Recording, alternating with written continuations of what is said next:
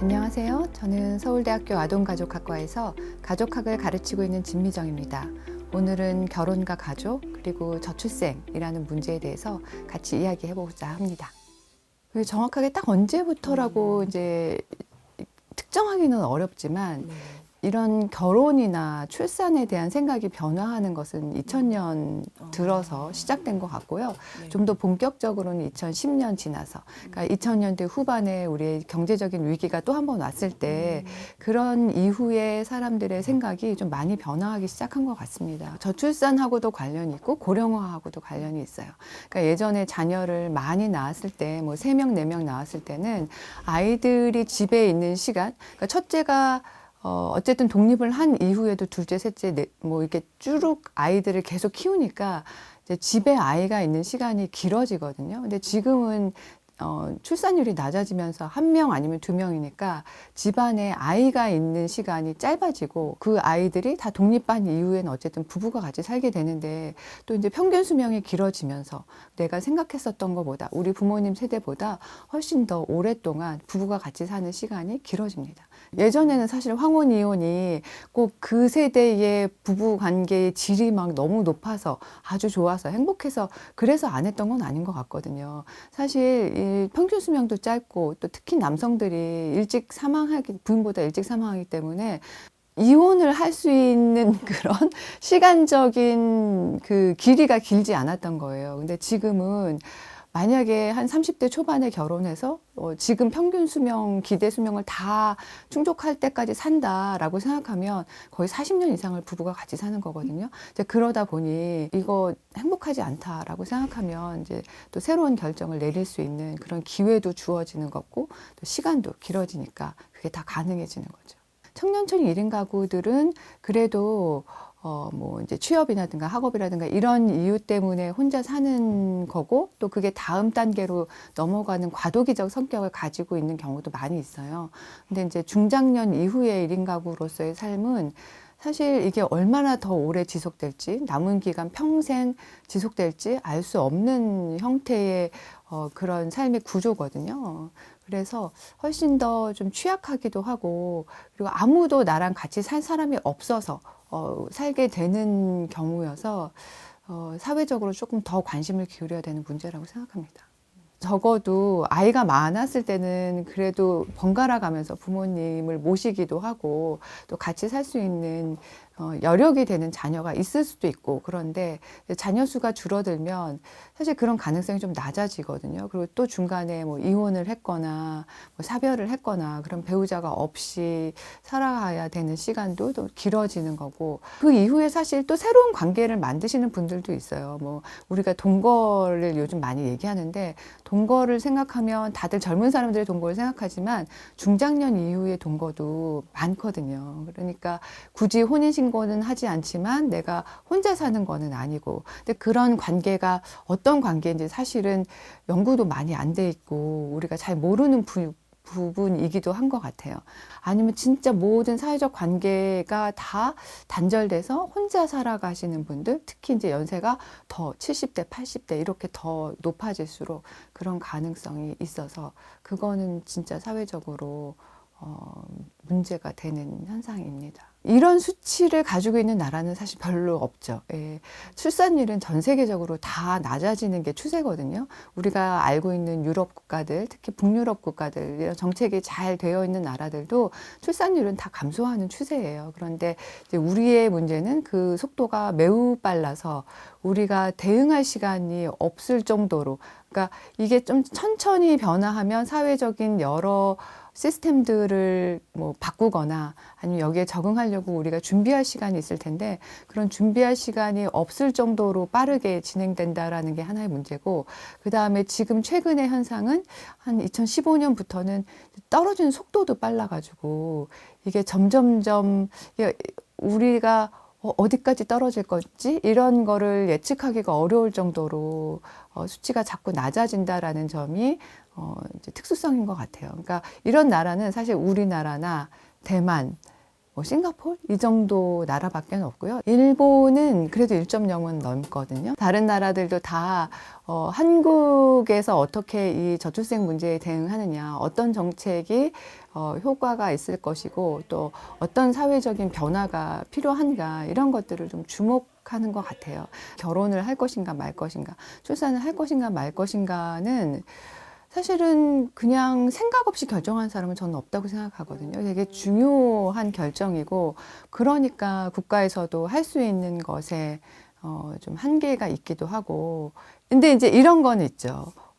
나는 절대로 결혼하지 않을 거야, 또는 뭐 출산하지 않을 거야 라고 이미 결정을 내린 사람들한테 그 결정을 바꿔라 이렇게 얘기할 수는 없지만, 이제 고민하고 있는 사람들, 이게 나는 사실 결혼도 하고 싶고 아이도 낳고 싶은데 내 상황은 그렇지 않은 것 같아, 이렇게 생각하는 사람들에게는 사실 좀 도와줄 수 있는 방법이 있다고 생각하거든요. 그래도 나는 이렇게 좀 환경이 갖춰지면 결혼도 하고 출산도 할 수 있을 것 같은데, 그러면 우리는 그게 뭔지를 찾아서 국가가 정책으로, 서비스로 제공을 해주고 할 수 있도록 도와주는 거, 이런 건 할 수 있다고 생각하거든요. 사람들은 저는 어쨌든 결혼과 출산에 대해서 마냥 부정적이지만은 않다고 생각하거든요. 이게 어느 정도는 우리의 본성과도 좀 맞닿아 있는 부분이고, 내가 좋아하는 사람과 같이 살고 또 아이를 낳아서 잘 키우고 이런 욕구도 저는 가지고 있다고 생각하는데, 그동안 너무 여러 가지 어떤 경제적인 상황도 안 좋고 또 이제 사회적인 분위기가 오히려 그렇게 하면 좀 시대에 뒤떨어진 삶을 사는 것처럼, 뭔가 트렌디하지 않은 것처럼, 그리고 뭔가 손해보는 삶인 것처럼 그렇게 알게 모르게 우리가 이제 좀 메시지를 들어왔던 것들이 있었는데, 조금 그게 반전되나? 좀 달라지기도 하나? 이런 생각이 저도 요즘 통계들을 좀 보면서 하게 됐거든요. 저는, 사실은 이제 그 목소리를 연애도 포기하고 결혼도 포기한다, 이제 그런 이야기들 사실 우리가 좀 오랫동안 해왔잖아요. 근데 그 목소리를 조금 더 자세히 들여다볼 필요가 있는 것 같아요. 그러니까 이게 정말 나는 누군가와 같이 사는 삶을 원하지 않는다, 이런 목소리인 건지, 아니면 기존 결혼 제도를 원하지 않는다는 건지, 아니면 그냥 정말 친밀성은 원하지만 뭐 출산은 원하지 않는다는 건지, 그 목소리 안에도 전 다양한 목소리가 있다고 생각을 하거든요. 그러니까 만약에 나는 사실 이런 전통적인 결혼 제도를 원하는 게 아니야, 그러니까 여기에 들어가고 싶지 않아, 이렇게 생각하는 거라면 사실 지금 전통적인 결혼 제도나 가족 생활이라는 게 지금 젊은 사람들의 생각과 맞지 않는 부분들이 많으니 사실 이건 좀 개선의 여지가 필요한 거죠. 그러니까 되게 가부장적인 어떤 규범이라든가 질서라든가 많이 깨지고 있지만 그래도 여전히 남아있는 부분들이 있거든요. 그러니까 그런 거를 우리가 개선을 해야 될 수도 있고, 그리고 또 이게 원하지 않는 게 비자발적으로, 나는 사실 누군가와 그런 삶을 사는 것을 꿈꾸기도 하지만 나의 현실은 그게 아니야. 나는 뭐 직업도 뭐 안정적이지 않고 수도권에 살만한 둥지를 마련할 자신도 없고, 뭐 이런 거라면 사실 거기에 맞는 대응책이 필요할 거고요. 이게 진짜로 걱정이 되는 지점이라면 저는 나는 그냥 사람이 싫고 이성이 싫고 뭐 이런 친밀성이 싫어라고 하는 거, 그냥 나는 나 혼자였으면 좋겠어라는 목소리라면 그거는 좀 문제가 있지 않나. 그거는 우리 사회가 생각하는 건강한 어떤 삶에서 좀 떨어져 있는 건데, 그래, 그것도 그냥 당신이 원하는 거면 그렇게 사는 것이 맞아요, 이렇게 할 것인지, 아니면 뭔가 좀 더 건강하고 행복한 그런 친밀한 관계를 만들 수 있는 기회를 일찍부터 좀 갖게 해주고 그런 연습을 할 수 있게 해주고 이래야 되는 것은 아닌지 좀 그렇게 생각하거든요. 그래서 그런 것의 목소리가 어떤 것인지를 조금 더 자세히 들어볼 필요가 있는 것 같아요. 물론 이제 혼자 사는 삶이 다 그렇다라는 건 아니에요. 그리고 뭐 저도 젊었을 때 혼자 살아본 적 있고 또 되게 좋았거든요. 혼자 사는 삶을 자발적이든 비자발적이든 그런 삶이, 혼자 있는 시간이 점점 더 길어지고 그로 인해서 여러 가지 사회적 관계망들이 좀 닫혀지고 그렇게 된다면, 그래서 정말 은둔형 외톨이의 삶으로 가는 경로로 있다면 이거는 이제 사회적으로 우리가 다 같이 좀 우려하고 또 대응해야 될 현상인 것 같아요. 출산만 아니라면 결혼을 어느 시점에서 하느냐는 그렇게 중요하지 않을 수도 있을 것 같아요. 근데 이제 아마 출산을 생각하면 이게 어느 시점에서 하느냐가 조금 더 고민스러운 이제 의사결정의 내용이 될 텐데, 우리가 한 번도 결혼과 출산과 나의 커리어를 같이 잘 설계하는 법을 배우지 못한 것 같거든요. 그러니까 어쩌다, 그러니까 정말 그때그때 가서, 그때 좀 주위를 좀 보고 아니면 좀 의견을 몇 사람들을 듣고 뭐 이렇게 해서 그냥 그때 닥쳐서야 우리가 좀 결정을 하게 되는 것 같은데, 이 결혼과 출산과 그 다음에 나의 커리어를 어떻게 설계하는 것이 가장 나에게도 좋고, 또 내가 정말 출산을 한다고 생각했다면 우리 아이에게도 좋을 것인지, 우리는 그거를 나의 입장에서만 항상 생각을 하는데, 태어날 아이의 입장에서도 우리 부모가 내가 태어났을 때 나이가 너무 많거나 너무 적거나 이런 것은 아이들의 발달에도 별로 긍정적이지 않을 가능성이 높거든요. 그러니까 그런 측면들을 다 같이 고려를 해서 언제가 좋은 시점인지를 사실은 조금 우리가 일찍부터 생각을 해보고 아니면 배우고 어떻게 하는지 배우고 좀 다양한 모델을 좀 봤다면 그런 설계를 하기가 좀 쉬울 텐데, 그렇지 못하면서 이제 살아왔다라는 게 대부분의 사람들인 것 같거든요. 그러니까 언제가 제일 좋은지, 저희 학생들도 이제 언제 선생님 언제 결혼해서 아이를 낳는 게 좋을까요? 근데 저는 사실 그거에 대한 답은 그래도 저의 경험에 비춰서 좀 얘기를 해줄 수도 있어요. 그러니까 네가 만약에 공부를 계속하고 이 연구하는 직종에서 일을 할 거면 어떻게 하는 게 너에게 가장 좋지 않겠니? 이런 거를 같이 얘기할 수 있는데, 이게 또 직종이 다르고 분야가 다르면 또 답이 달라져요. 어떤 분야는 그게 정말 어려운 분야도 있거든요. 그러니까 뭔가 딱 하나의 답이 있는 건 아닌 게 분명한데, 언제 어떻게 하는 것이 내 아이의 커리어에 우리 가족에게 가장 좋을까라고 하는 거를 어쨌든 좀 일찍 생각하기 시작해야 된다. 그렇게 생각이 들어요. 근데 사실은 영유아 보육도 이게 자리를 잡고 완전히 우리가 신뢰할 수 있게 예측 가능하게 안정적인 시스템이 된 지는 좀 오래 시간이 걸렸거든요. 저는 초등 돌봄도 그럴 거라고 생각해요. 초등 돌봄에 이제 다양한 형태가 있는데, 그게 뭐 다함께 돌봄 센터나 아니면 이제 초등 돌봄 교실이나 뭐 방과후나 여러 가지 지역아동 센터나 여러 가지가 있고, 그것들을 이제 다 총괄해서 늘봄 학교라는 이름으로 서비스를 확대하고 있기 때문에 저는 이것도 이제 몇 년 안에는 자리를 잡을 거라고 생각하거든요. 그리고 국가에서도 어쨌든 초등 돌봄에서 공백이 나타나서 이제 여성들이 경력 단절도 많이 된다, 그것도 분명히 알고 있고, 바뀌어야 된다라고 하는 것도 분명히 알고 있어서 좀 빠르게 확산되고 있는 것으로 알고 있고, 그래서 이것도 사실 저는 몇 년 안에는 해결될 수 있는 문제가 아닐까 생각을 하고, 또 사실 이때는 더 이제 부모님들이 이제 교육도 같이 시작을 해야 되기 때문에 초등 돌봄만으로, 늘봄 학교만으로 이거를 다 하려고 하시는 분들은 없을 거예요.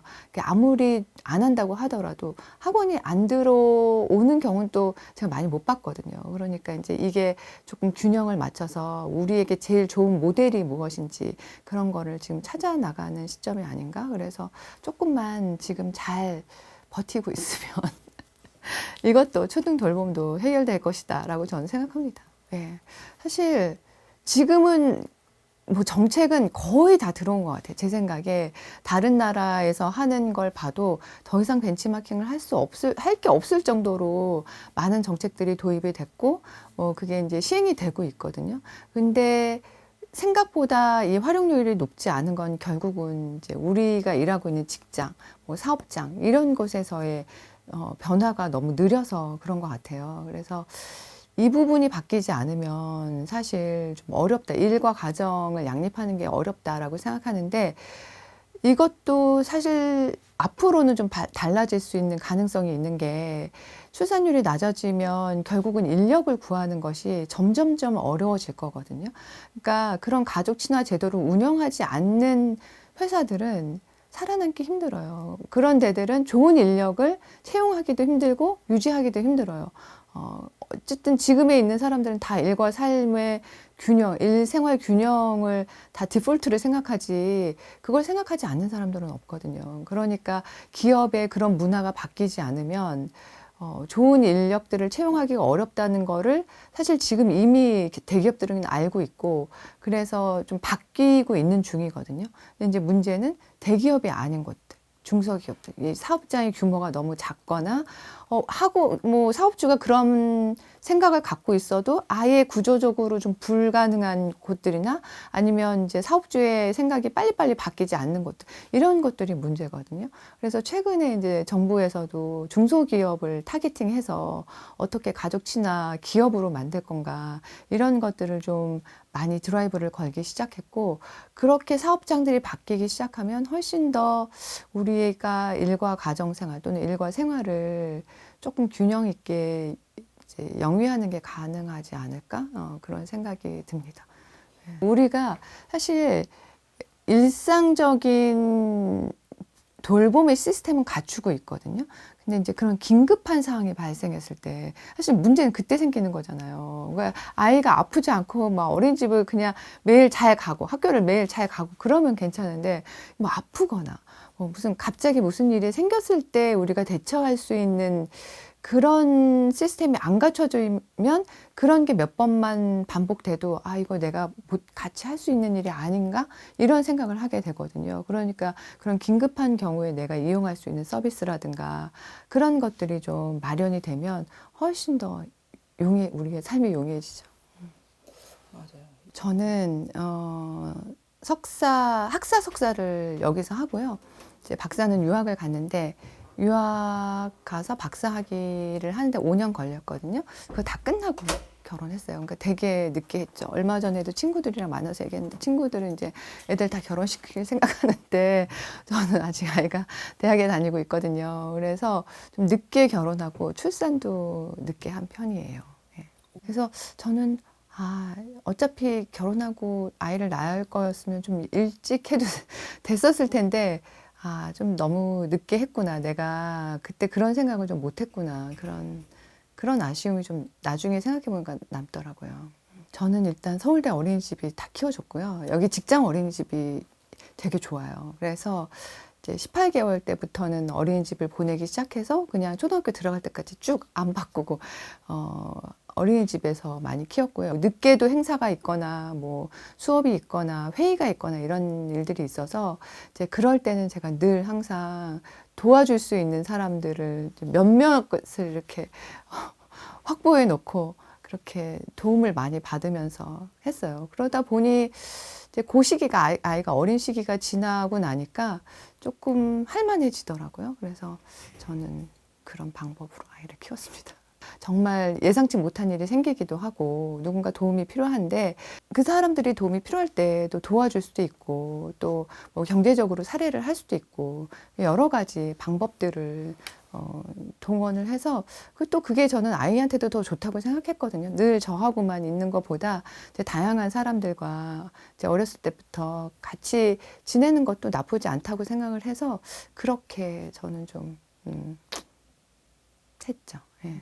저는 희생이나 헌신을 제가 한다고 생각한 적은 없고 우리 가족들이 희생이나 헌신을 하는구나 이런 생각을 한 적은 있어요. 근데 물론 이제 아이를 키울 때는 그런 부분이 없진 않죠. 그러니까 아이가 어렸을 때는 특히 제 시간은 하나도 없었던 것 같거든요. 그냥 뭐 일하는 시간 그리고 가족을 위해서 쓰는 시간 아이를 포함해서 그렇게 딱 두 가지만 있었지 나를 위해서 쓰는 시간은 전혀 없었던 것 같아요. 근데 저는 그게 내가 희생한다 이런 생각은 아니었고 또 어쨌든 일이 나를 위한 일이기도 했고 또 그 일이 되게 보람되고 의미 있다고 생각을 했었기 때문에 별로 그렇게 이게 내 삶이 희생되는구나 이런 생각은 하지 않았었던 것 같아요.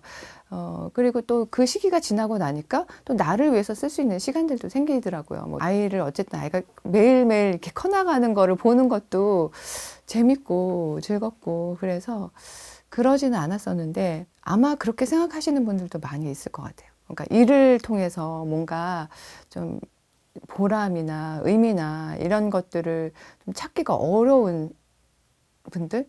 그런 분들도 있잖아요. 일이 꼭 뭐 다 즐겁고 재밌는 건 아니잖아요. 그런 분들은 아, 이거 내가 왜 이렇게까지 해야 되지? 이거를 두 개를 다 잡고 그 사이에서 나는 없는데 이런 생각도 하실 것 같아요. 근데 좀 장기적으로 보면 사실 그 두 가지를 다 붙잡고 가는 게 저는 좋은 것 같거든요. 그래서 네, 답이 되는지 모르겠네요.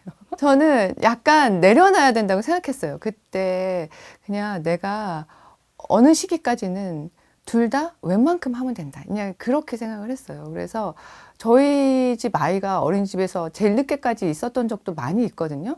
사실 6시까지 봐주시고 7시까지가 이제 연장 보육 시간인데 가보면 이제 우리 아이랑 다른 아이랑 이렇게 둘만 있는 경우도 많았어요. 근데 저는 사실 괜찮다고 생각했어요. 뭐 선생님들도 믿을 수 있는 선생님들이고 맨날 그러는 것도 아닌데 어쩌다가 뭐 그럴 수도 있지라고 생각했고 그게 뭐 아이한테 미안한 일이라거나 그렇게 별로 생각을 안 했고 그냥 웬만큼 이 학교에서 하는 일도 그냥 내가 100점은 아니더라도 그냥 뭐 70점, 80점만 하면 된다. 그렇게 양쪽을 그 정도만 하면 된다라고 생각을 했기 때문에 좀 덜 스트레스를 받았던 것 같아요. 이거를 둘 다 아주 잘해야 되는데 여기서도 내가 성과를 엄청 내야 되고 또 아이도 빈틈없이 잘 키워야 되는데 이렇게 생각하면 사실 그게 되게 큰 압박이고 스스로에게도 스트레스이고 둘 다 잘 못할 바에는 한 가지만 하는 게 낫지 않을까 이렇게 생각할 것 같은데 저는 좀 표준을 낮춰서 둘 다 해보자 약간 이런 생각을 하고 있어서 그래서 좀 덜 스트레스 받고 할 수 있었던 것 같아요. 그리고 그게 또 아이한테도 엄마 스트레스를 안 받는 게 더 좋은 거 아닌가 이렇게 또 이렇게 막 생각하기도 하고 사실은 우리가 다 경제적인 비용 때문에 저출생 문제가 심각해진다는 걸 잘 알고 있잖아요. 그래서 저도 그렇게 생각해요. 그러니까 아이를 키우는데 드는 비용, 교육 비용, 주거 비용 너무 비싸서 사실 지금 아이를 낳고 키우는 거를 선택을 못 하는 거거든요. 근데 또 다른 한편으로 생각해 보면 이 비용이라는 게 끝이 없어요. 그러니까 자기가 어느 정도에서 딱 선을 긋고 나는 이 정도까지만 할 수 있어. 또는 내가 그 정도까지만 아이에게 해줄 거야 라고 생각하지 않으면 사실 이게 비용이 끝도 없이 올라가고 계속 새로운 게 더 나와요. 이것만 하면 되지 않나 생각하는데 뭐 더 새로운 등골 브레이크는 계속 나와요. 그러니까 그거를 다 쫓아간다는 건 저는 아주 일부를 제외하고는 불가능한 일이고 그거를 못 해줌으로 해서 내가 아이한테 난 좋은 부모가 아닌가 이렇게 생각을 하게 되면 그건 아이한테나 자기한테나 다 좋을 게 없는 것 같거든요.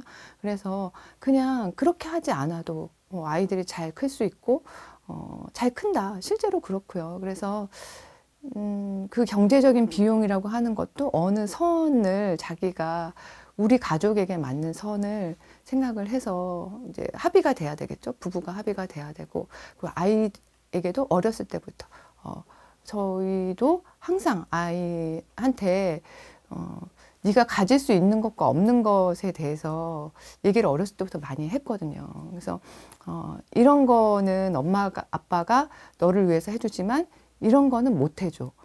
그러니까 그거는 네가 참아야 돼. 아이에게도 뭐 대학교 등록금까지는 부모님이 해주지만 네가 만약에 집이 멀어서 나가서 살아야 되면 방값은 네가 벌어야 된다. 그런 얘기는 하는 편이에요. 자꾸 변하는 것 같아요. 저는 가족학을 하지만 가족이 사람들에게 갖는 의미는 고정된 건 아니라고 생각하거든요. 그러니까 제가 처음에 결혼할 때 막 가족을 이룰 때의 의미와 또 지금 그러니까 아이를 키울 때의 의미와 아이를 다 키우고 나서의 의미가 계속 달라지는 것 같거든요. 그래서 지금은 그냥 편안한 동반자들 같아요. 예, 그래서 같이 여행을 가는 길에 좋은 경치도 같이 보고 맛있는 것도 같이 먹고 그리고 눈치 안 보고 좀 쉬었다 가자 이렇게 말을 해도 괜찮고 뭐 그런 동반자들 그래서 제가 좀 의지를 하기도 하고 또 우리 가족들이 나한테 의지를 하기도 하고 그게 서로 균형이 잘 맞아서 편안한 관계가 지금인 것 같거든요. 항상 이랬던 건 아니죠. 아이를 막 낳고 한참 키울 때는 막 정신없이 바쁘니까 여행을 같이 가는 동반자들이다 이런 느낌이 아니라 뭔가 미션을 같이 수행해야 되는 그런 사람들이라고 생각이 들었었는데 이제 그 단계를 넘어서고 나니까 지금은 조금 더 편안한 의미를 갖는 것 같고 또 나이가 더 들어가면 또 의미가 달라지지 않을까 이렇게 생각을 하고 있어요. 내 삶에 어떻게 사는 것이 가장 행복한 삶이다라는 것에 정답이 있는 것 같지는 않거든요. 그런데 그 답을 미리 내려놓는 사람들도 꽤 많아요. 그러니까 젊은 사람들을 보면 난 이거 안 할 거야. 이건 안 할 거야. 이건 안 할 거야. 난 이렇게 살 거야라는 답을 미리 좀 정해놓고 그대로 하려고 하는 뭐 학생들도 많이 봤고 청년들도 제가 이제 연구 때문에 많이 만나는데 그런 것 같거든요. 근데 사실 저는 그렇게 답을 미리 내려놓을 필요는 없지 않나. 살면서 이런 거 저런 거를 다 생각해 보고 그리고 좀 설계해 보고 그렇게 해도 경험해 봐도 되지 않나 이런 생각을 하거든요. 20대는 또 20대대로 30대 때 가면 또 이제 생각이 우리 경험이 넓어지니까 경험치가 쌓이니까 또 생각이 달라질 수도 있는데 내가 30대 어떤 모습으로 40대나 50대 또는 이제 70대 80대에 어떤 모습으로 살고 있을까 살았으면 좋겠나 이런 생각을 조금 장기적으로 해보면서 그러면서 좀 가능성들을 여러 가지를 좀 탐색해 보면 좋겠다. 하나의 정답지를 딱 이렇게 직업이든 아니면 결혼이나 출산이든 딱 정해놓고 막 뭔가 이렇게 추진해야 되는 프로젝트처럼 하지 않고 이렇게 좀 열린, 좀 유연한 마음으로 그거를 좀 장기적으로 떠올려 보면 전망해 보면 좋겠다라는 생각을 하고 있고 저희 학생들이나 저희 아이들이나 뭐 이렇게 얘기하는 편이거든요. 얼마나 마음에 닿는 말이었는지는 잘 모르겠습니다. 그러니까 각자 처한 상황이 다 다르고 또 자기가 가진 자원도 다르고 입장도 달라서 사실 정답이 있는 내용은 아니라고 생각하는데 그래도 이번 기회에 자신의 삶에 대해서 조금 더 이제 장기적인 전망을 가지고 생각해 보실 기회가 됐다면 참 좋을 것 같습니다. 감사합니다.